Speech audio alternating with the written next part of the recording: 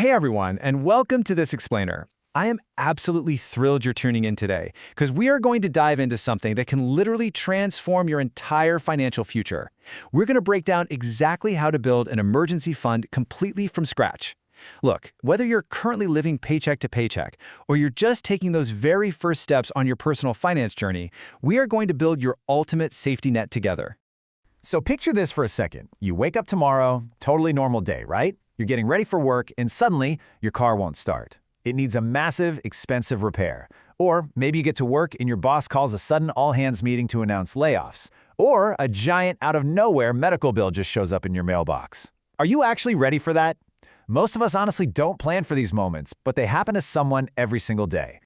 Right, so let's just dive right into it. We're really looking at a tale of two very different financial realities here. On one side, you have financial panic. This is what hits when those unexpected bills drop and you are totally unprepared. You end up having to rely on high-interest credit cards, which just snowballs into this massive, overwhelming stress. But on the flip side, there's financial confidence. That means having options, flexibility, and just absolute peace of mind. And the bridge between those two realities? It's simply having a solid emergency fund. So, to get you to that state of confidence, here is our exact blueprint for today. We're going to cover 1, from panic to confidence, 2, building your financial foundation, 3, step 1, start small, 4, automate and separate your savings, 5, defining a true emergency, and finally, 6, achieving true financial freedom. All right, kicking things off with Section 1, from panic to confidence, shifting your financial mindset. You know, when we talk about an emergency fund, we got to clear up a major misconception right off the bat.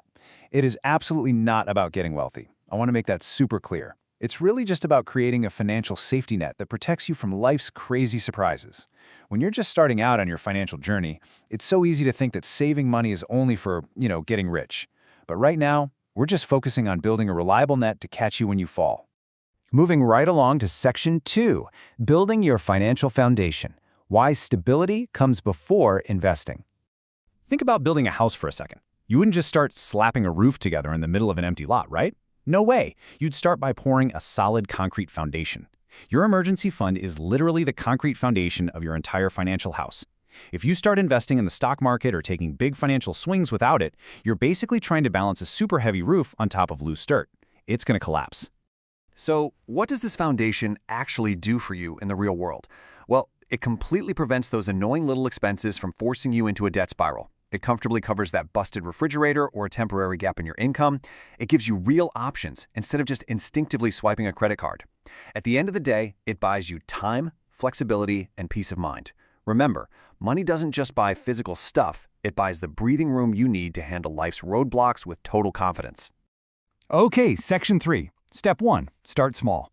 And we're going to bust the myth that you need thousands of dollars just to get started.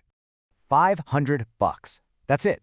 If you are starting from absolute zero today, your very first goal should not be $10,000, it should just be $500. Why? Because small wins create massive momentum. Hitting that first 500 proves to yourself that you can actually build a habit. Actually, scratch that. It proves you are building the habit. Don't stress about the final destination right now. Just lock your sights on this very first micro milestone. And the math here is incredibly doable. Let's say you start saving just $20 a week in week 1. Fast forward to week 26, and boom, you've hit your first milestone. You're sitting at $520. Keep that exact same habit rolling, and by week 52, you've got over $1,000 saved up. Just $20 a week. That's literally less than a couple of trips to the drive-thru, and it compounds into a serious safety net in under a year. Listen, if you take nothing else away from today, remember this golden rule of personal finance. Consistency beats intensity every single time. Progress is probably going to feel a little slow at first. Maybe around week 3 or 4, you'll feel like it's dragging. But steady, small actions will always outpace those stressful, intense saving sprints that just end up exhausting you and making you want to quit.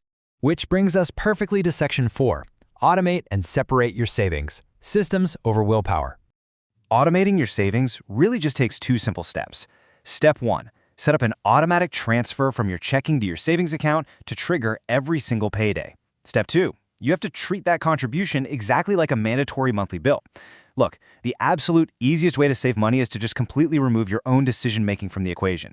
You do not want to rely on waking up feeling motivated to save. You want an automatic system that does all the heavy lifting for you in the background. But there is a huge catch here. You must keep this emergency fund in a totally separate account to create a necessary psychological barrier. Do not, under any circumstances, leave this cash sitting in your everyday checking account. When money is right there staring at you, it is way too easy to justify some random impulse buy. Keep it completely separate. It needs to be available when a real crisis hits, for sure, but it shouldn't be constantly visible every time you log into your main banking app. All right, Section 5, defining a true emergency, setting strict financial boundaries. It is absolutely crucial that we draw a hard line in the sand right here. A weekend vacation, upgrading to the newest phone, a killer holiday shopping sale, those are not emergencies. A real emergency is a sudden health issue, a threat to your physical safety, an unexpected loss of income, or your bare essential living needs. Being super disciplined about these boundaries is the whole ballgame. Every single time you protect this fund from a non-emergency, you are quite literally protecting your future self.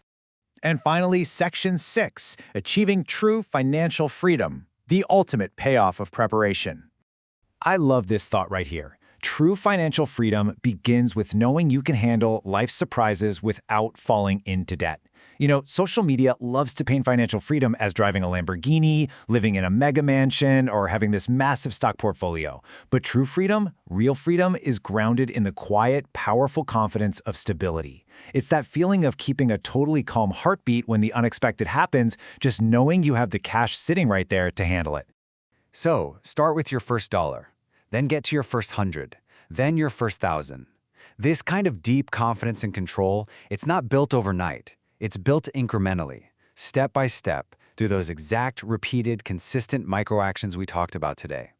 Every single time that small automatic transfer hits, you are building a lasting financial habit. So, I'm going to leave you with this question to chew on. What is your first small step toward confidence going to be today? Are you going to open your banking app right now and just set up that automatic $20 transfer? You have the exact blueprint now to turn financial panic into real peace of mind. Hey, if you found this explainer helpful on your personal finance journey, please hit subscribe so we can keep learning and growing together. Your journey toward lasting financial security literally starts right now. Thanks for hanging out with me.